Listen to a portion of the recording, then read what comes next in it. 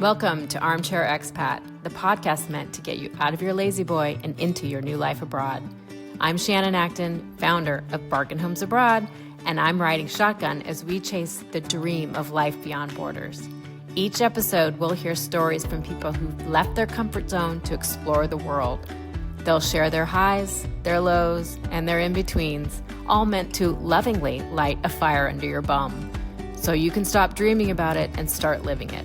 So if you're stuck in your comfy recliner, scrolling through dreamy destinations, wondering what if, it's time to swap that raggedy old armchair for a one-way ticket. Let's freaking go, people.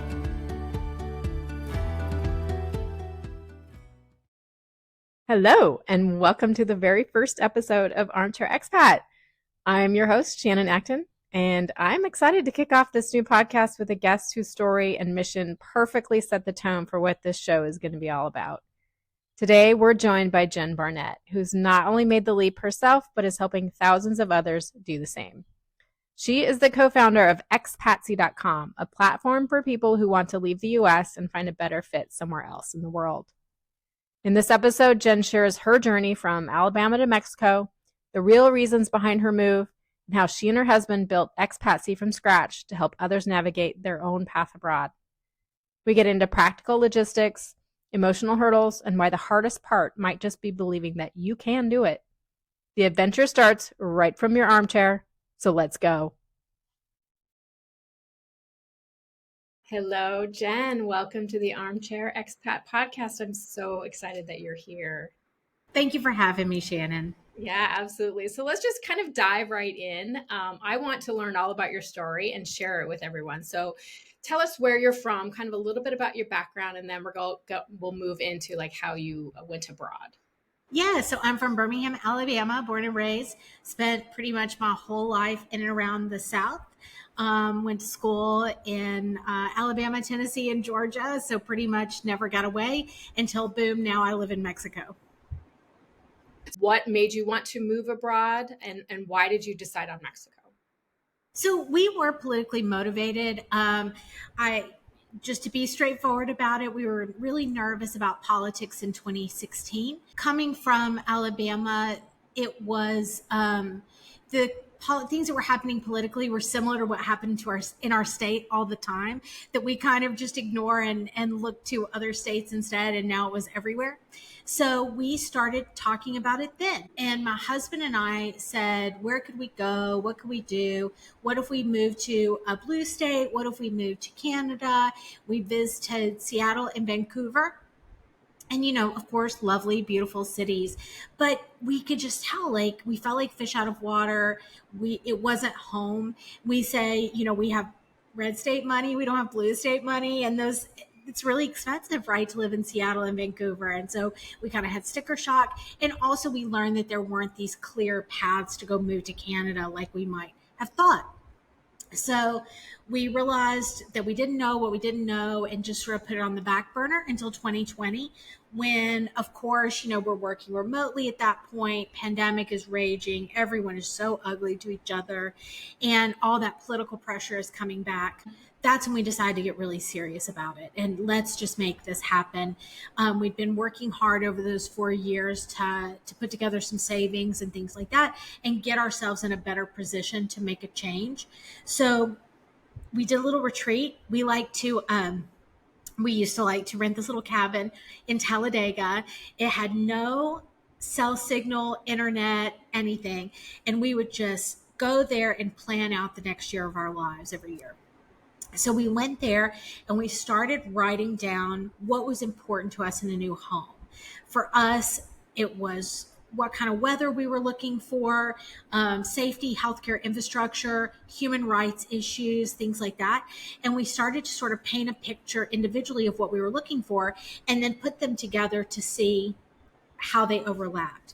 Then once we got back home and had internet again, we started matching up countries that fit those criteria. And in the end, we came up with a top 10 list of countries, which now is what became, of course, the Expatsi test that 220,000 people have taken, which is crazy to think about us in that little cabin creating this idea. But that's what we did. And even then, we didn't know, there's still a lot to learn, but we had a list of 10 countries that we felt like were at least better fits on paper. And one of the countries on that list was Mexico.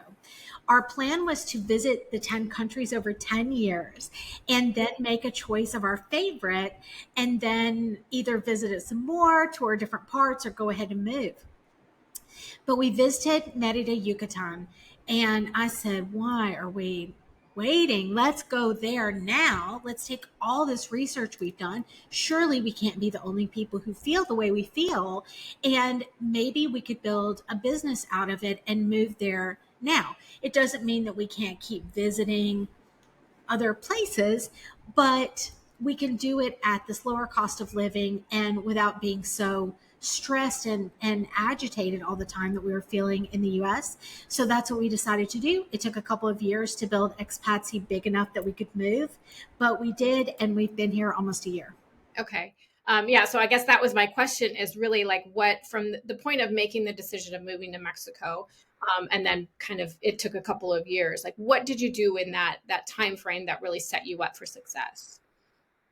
For us, it was really building this business. If we had been retirees or digital nomads with existing businesses, we could have gone, the next day. It's really straightforward and pretty easy to move to Mexico compared to a lot of different countries. You can do a process where you move here on a tourist visa and then you convert it to temporary residency over time. And there's also a process where you can do a session at a local consulate and get temporary or permanent residency. But our jobs were not going to let us move abroad, which is really common. Even people with remote jobs, the companies often won't let them because there may be tax implications, or they just know they don't like it, or maybe they have to start honoring local labor laws, which in Mexico are not a big deal, but in Germany or the Nordic countries where you get all of this maternity leave, paternity leave, things like that, it could be something that companies in the US obviously do not prefer to do. That was the biggest piece of it at that point, was building a company from scratch. If you don't have to build a company from scratch, you definitely can do it much faster. But that said, I do think it's easier to build a company than it is sometimes to get a remote job that will let you work anywhere, or a local job, depending on the field that you're in. How have you found the transition? So once you made that decision and you actually moved, what was the biggest kind of challenge once you got to your new country? We may still be in the honeymoon phase because we are still just super happy every day. There was one thing recently where I needed to go to the doctor, and I thought, oh, it's so far and I don't want to have to figure out how to explain this in Spanish. I need more spoons to be able to deal with this. So it doesn't mean that it isn't challenging. We're learning Spanish. We're still very, very much beginners. But in general, life is much easier for us here in every way. So, I mean, you're an entrepreneur, you know how important like runway is, which is when you have a small business. Let's say you have $50,000 and it costs you $5,000 a month to live or to run it. Well, then you have 10 months before it needs to be profitable. Well, if it costs you $5,000 a month to live in Tulsa and it costs you $2,000 a month to live in Mexico, now you have 25 months to make your business successful. And that's a tremendous difference when you are building a business. And, we spent a long time just trying to learn how to do the things that we do now. And, I make TikTok videos. In the beginning, I would just make a TikTok video and cry because I was so stressed. And now I could make 8 a day and not even blink an eye. Being able to live at a lower cost of living and where we don't have as many stresses just set us up for more success. I'm curious, now that you've been there and you're still in your honeymoon phase, but how have you found community where you're at, whether local or other expats? Like, how has that process been for you? I feel like making friends when you move abroad is like being a freshman in college again, where everyone wants to meet you and everyone's sort of open to the possibility. We really don't have a lot of time to socialize right now because so many things have changed that have created a lot of traffic to our business, which is great. No complaints. But we have not been intentional in socializing, and we have still made friends. You just can't help it. It happens whether you mean to or not. My first friend that I made here absolutely accosted me in line at Costco and said, I hear you speaking English. You remind me of my friend from Chicago. And she was a woman who is Mexican, but she has an American parent. And so she'd spent some time in Chicago. And we are fast friends now. And she just gave me a hug right there in line at Costco and welcomed me to Mexico. We made another friend because our dogs were playing with each other at the mall because you can take your dog to the mall. And then, of course, we make friends when we go to Spanish class because those are people in very similar uh, situations to you. They're from other countries, they're learning Spanish, and they're exploring the region. And we've also made friends in our neighborhood. So I find that even though we haven't been able to attend meetups and outings, and we really advocate for our clients to participate in their hobbies abroad, to do expat group things, but also stuff related to their hobby so they can meet locals. We have done none of that ourselves. We have completely not following our own preaching, but we have still made friends. What is the one thing that you are surprised that you miss the most about the United States or home? Is there anything? We have a Costco in Mérida, and it's a really nice one. It has a cenote in the parking lot. um, there are You know what? I will tell you, it's food.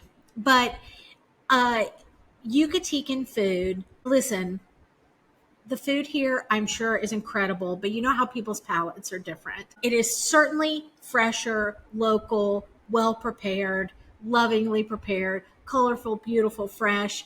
But for me, with my Alabama palate, there is a lot in Yucatecan food that's not my favorite. One of the most popular is it's cochinita pibil, which is a pulled pork, which you would think I would be all over, but they marinate it in a sour orange juice.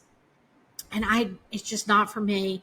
And a lot of things have the sour orange juice type vibe in it. And then also, if you go and eat like American food, let's say, because there's a lot of American food here, burgers and hot dogs and stuff like that, pizza. It's for the local palate, right? Which is not or Chinese food. There's Chinese food, and it's for the local palate, which obviously makes sense, right? I am not the local. I do not expect things to be made to my palate. That said, not my favorites. So when you find a place that you really like the food, we mark that place and we go there again and again. But to be honest, I'm a big cook. Most of the time I cook myself, so it doesn't really make that big of a difference. There are a couple of little ingredients that are hard to find, and one of them is green onions. And you would be surprised how important green onions are to you until you stop having access to them. And this is my own fault. I just need to plant some and grow them of what I want, and I'll get there because of course, we have tropical weather and can grow them year round. Yeah.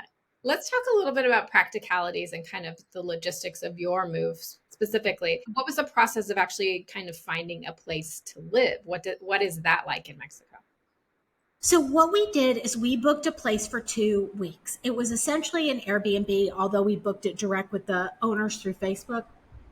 But, and then we spent that time looking for a longer term rental. Mhm. It was more challenging than I expected. I thought that we would have lots and lots of choices. But what we actually found is that, and maybe if we'd had more time and been more patient, but a lot of the places that we would find online, the realtor wouldn't respond, or the listing was a year old and hadn't been available for a really long time.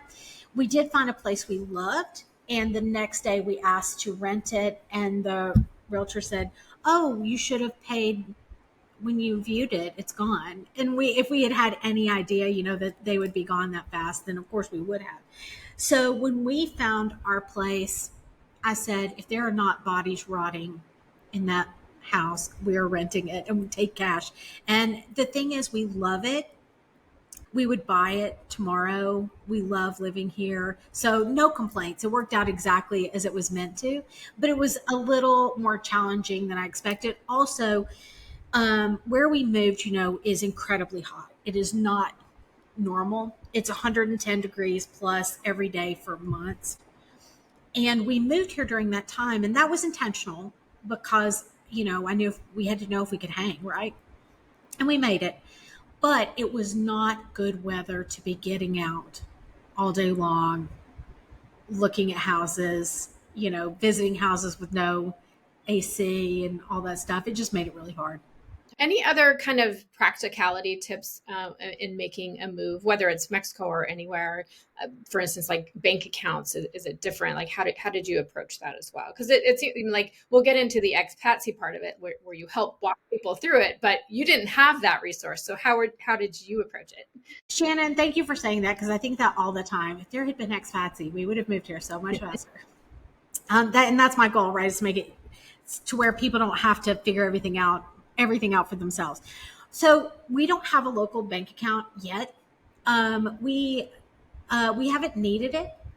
We use credit cards and we use Wise, which is an online transfer bank. And so whenever pesos are a good price, we just buy some pesos and then we take them out at the ATM. A lot of things like you pay your rent in cash. So that's the one thing that we need cash pesos for.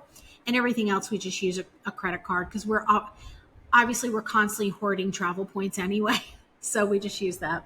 Okay. Well, that's interesting. So I guess my question would be around then you don't need a Mexican bank account in order to establish residency there. Like, what are the qualifications to establish residency in Mexico?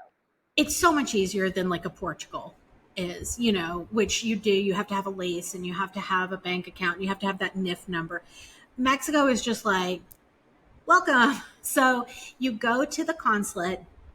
You either have to show 6 months of pay stubs and bank statements to show that you have at least, it depends on the consulate, but about $4,000 a month in income.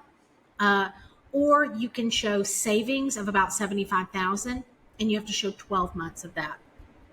And it can be an IRA, it doesn't have to be liquid.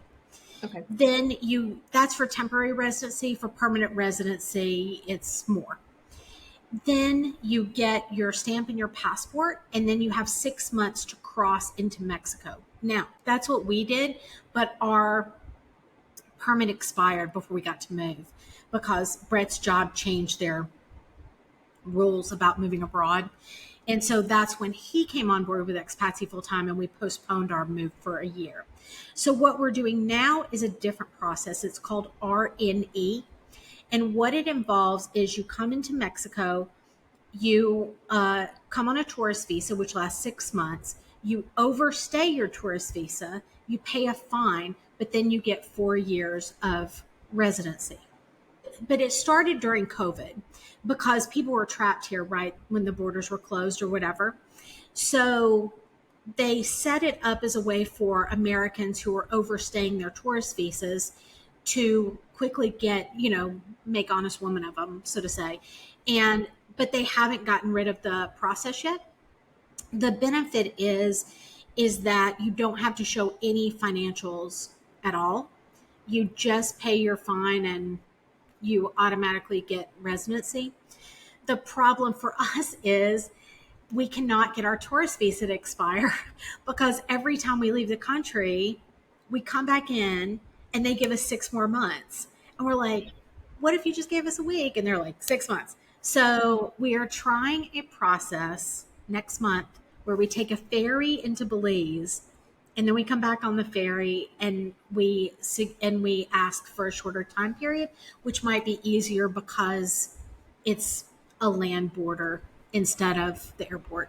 Interesting. Okay. And just out of curiosity, what is the fine that you pay I for? think it's about $1,000. Okay. You can also do it in such a way that you pay $3,000 and then you don't have to have the tourist visa expire. But I'm like, that's additional $2,000 each.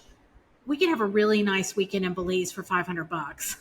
Yeah. And it's a lot less expensive. So we've decided to try this plan. It would cost us more than that to fly back up to the US and go to the consulate and all that stuff. So we're gonna do that. Okay. So let's talk a little bit about, we've kind of touched on it, but Expatsi. So the impetus of creating it obviously is to help other people that were looking to move abroad, not just Mexico, but anywhere in the world. Yes.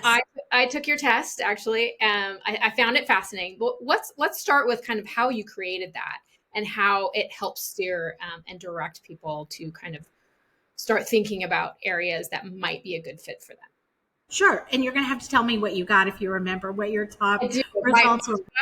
My top one was Greece, which kind of Nice. surprised me, but I'm like, yeah, that makes sense. And I'd have to go through and look at the other ones, but I remember that being. But the idea is for it to be a thought starter, um, and to give you a framework to ask yourself the questions. But like I said, we wrote the quiz based on the process that we went through ourselves to come up with our top 10 list. One of the things that we found when we were trying to figure out where to move is that if you absolutely know that you are in love with Italy, or that you want to, have always wanted to move to Costa Rica, or that you're obsessed with Vietnam, well, there's a path. You can go to the Vietnam immigration site. You can find a local immigration attorney. You can find a realtor. Like, it's not that those are easy, and you still need trusted partners, and you may need advice or a YouTube channel or whatever else, but there are paths. But when you go, I want out, or I want a different lifestyle, I want a higher quality of life in walkable cities and this and that, it's really hard to understand how to choose. And there is a big difference between where you would like to go and where you can go. And so we were just completely at a loss. I think that we picked up a book, and it had maybe a paragraph on every country you can think of. I was like, what? How is this? We might as well use Wikipedia. I already know that this country has beaches, or this has mountains, or whatever else. And so that was our goal, was to bring people in at that very first moment, and then essentially start to build the net along the way.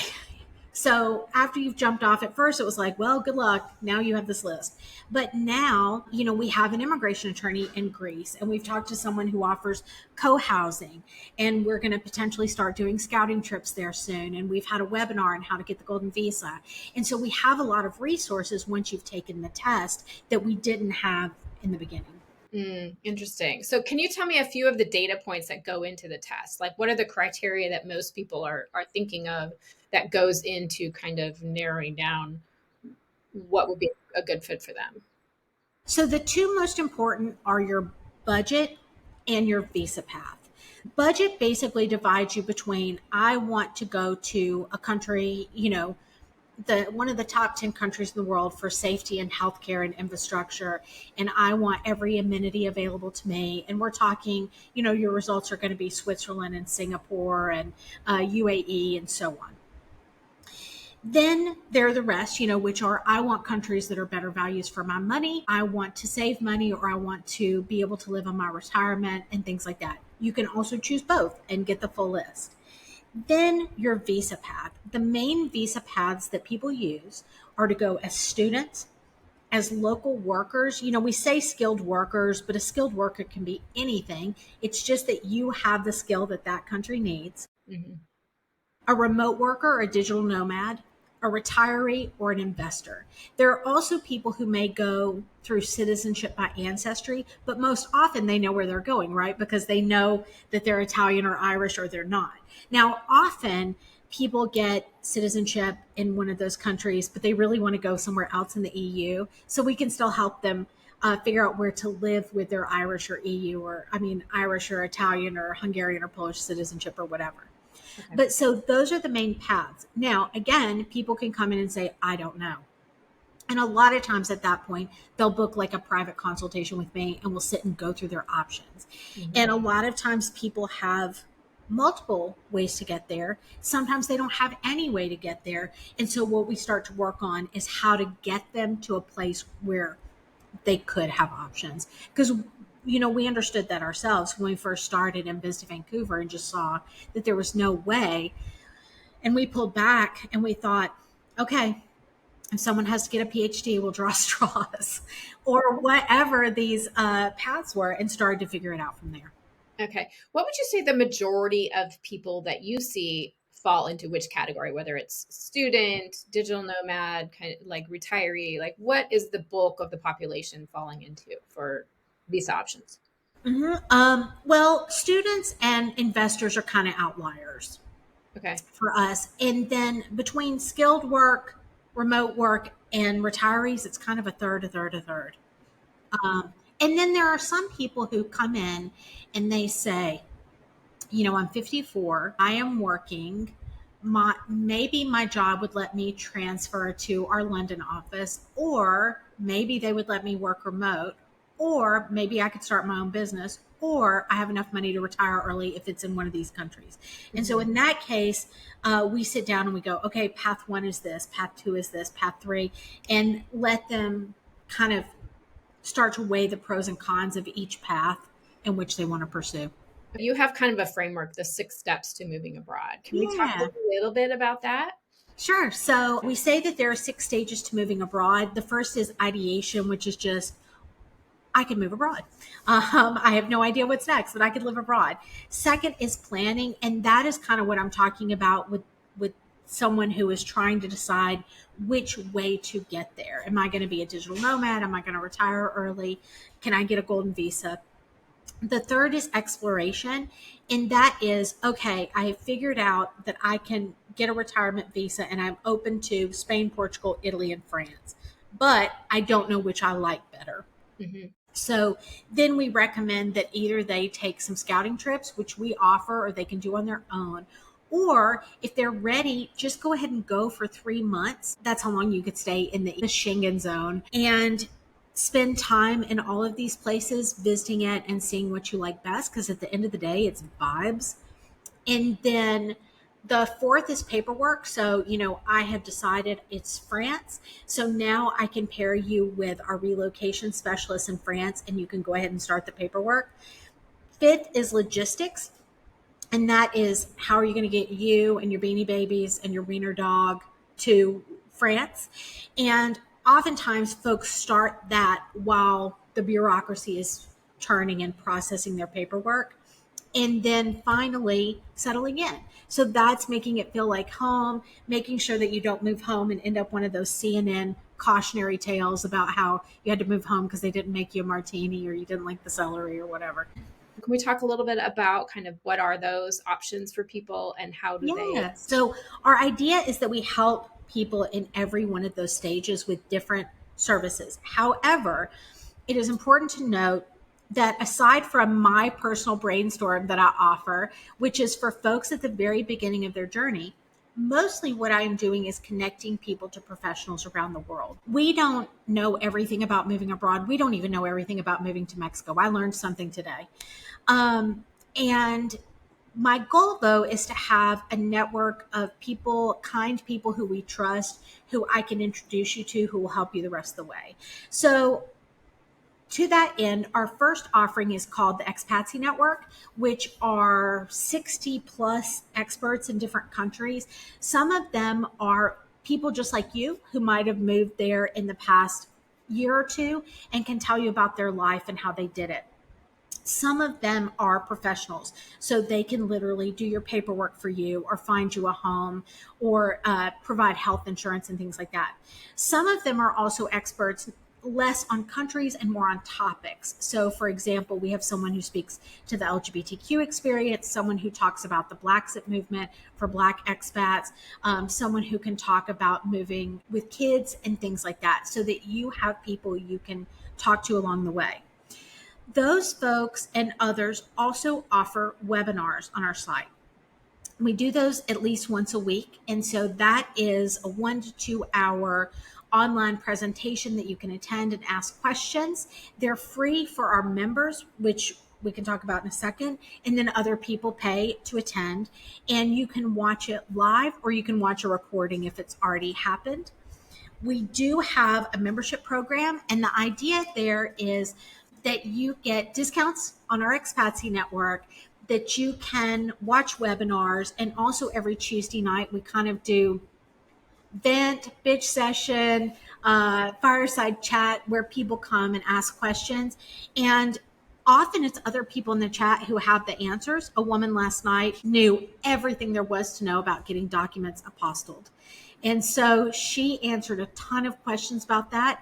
It was fantastic. So I'm happy to rely on our folks who have done certain steps. Then they also get surprised, they get discounts on the conference.